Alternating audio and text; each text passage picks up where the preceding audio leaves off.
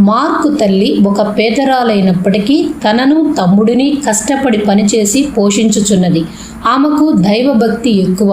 క్రమముగా చర్చికి వెళ్లి మంచి ప్రార్థనను విశ్వాసమును నేర్చుకున్నది. తన పిల్లలకు కూడా దేవుని యందు భయభక్తులు నేర్పుచుండినది. వాళ్ళ ఇంటికి దేవుని సేవకులు తరచుగా వచ్చి వారిని ఆదరించి ధైర్యపరిచి ప్రార్థించి వెళ్ళేవారు. ఆమెకు దేవుని సేవకులంటే ఎంతో గౌరవం. వారు తమ ఇంటికి వస్తున్నారంటే ఎంతో సంబరపడిపోయేది. వారి కొరకు భోజనము సిద్ధము చేసేది. ఇదంతా మార్కుకు గిట్టేది కాదు. ఎంతో సణుగుకొనేవాడు. లేదు నాయనా, దేవుని బిడ్డలకు పెడితే దేవునికి పెట్టినట్లే. దేవుడు మిమ్మల్ని దీవిస్తాడు నాయనా అని సముదాయించేది. ఆమె మాటలు పిల్లలకు అర్థమయ్యేవి కావు. కానీ తల్లి మీదనున్న గౌరవముతో ఏమీ అనలేక ఊరుకునేవారు. మార్కు యవ్వనస్తుడయ్యాడు. పని కోసం ఎన్నో స్థలాలకు తిరిగాడు. ఎక్కడా పని దొరకలేదు. వాళ్ళ ఇంటి ప్రక్కనే ఒక కంపెనీ ఉన్నది.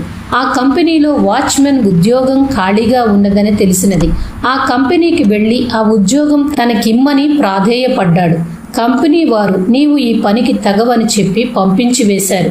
నిరాశతో ఇంటికి వచ్చాడు. తరువాత మార్కుకు దూరదేశములలో ఉద్యోగం దొరికింది. దేవుడు అతన్ని ఆశీర్వదించాడు. అక్కడనున్న యజమానుని దృష్టి మార్కు మీద పడింది.